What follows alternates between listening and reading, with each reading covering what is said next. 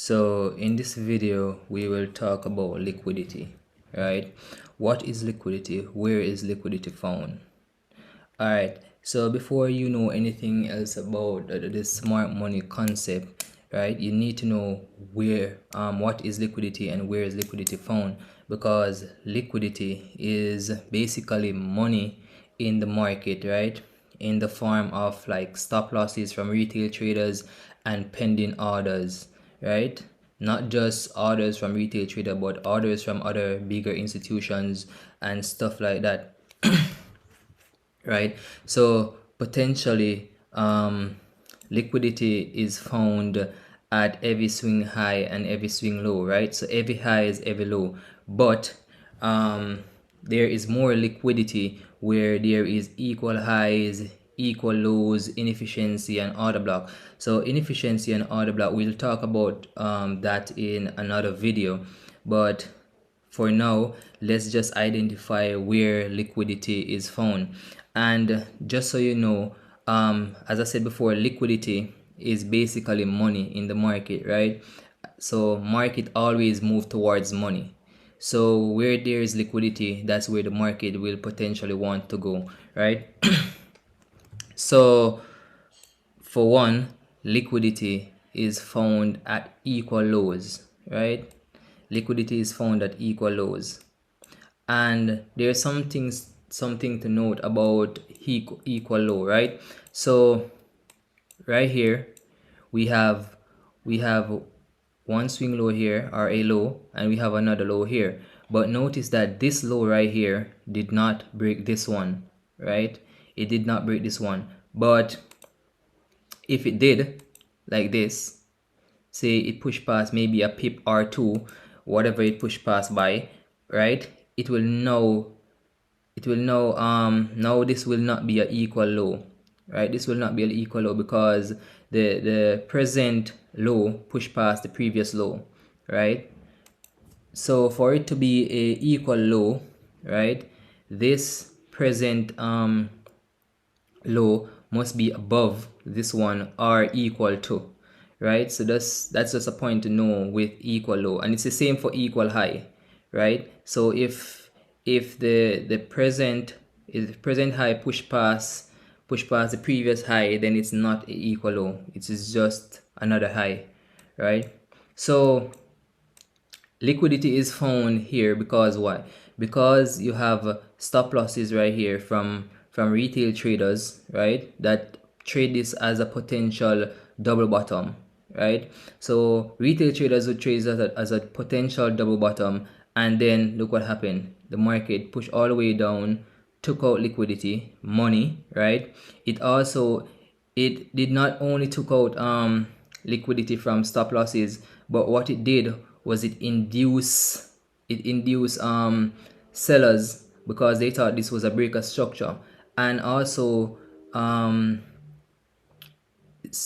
institutions and other persons who had pending orders, say a sell stop to go in that direction, would also get triggered. So it would induce the sellers and then push back up, right? So we took liquidity from stop losses and also from pending orders, right? So an example again from a equal high, boom. So we have this equal high right here, and notice this wick did not meet this one, but it is still a potential equal high because this did not break past this one, right? So this is an equal high. So why is there more liquidity at a double top as opposed to a just a high, right? Because if you have persons selling here, right, stop loss will be above here, but you have another high over here, so more people are gonna have stop losses over here, right? And more people are gonna generally trade this equal high instead of just one structure over here, right? And then more people are gonna have pending orders also, like buy stops to go in that direction. And then look what market did. So the market pushed down in their favor for like about 10 pips or so, and then look what happened. Boom, the institutions bought the market and then took out those stop losses and induced those buyers, right? And then the market fell. So we just identify areas where you can find liquidity so you can execute trades when you learn about order blocks, inefficiencies, and stuff like that. Now you don't know about inefficiency or order block as yet, or if you do, then maybe you did not know that liquidity is also found in inefficiencies, right? So notice how the market mitigated from here, right? The market came back to this inefficient area and then moved in the opposite direction. So there was money left right here, right? So money in the form of unaccounted orders, right? And also this order block right here, right, contains money. And notice market push back down and then mitigate from that area as well, because money is being collected, right? So as I said before, money makes the market move, right?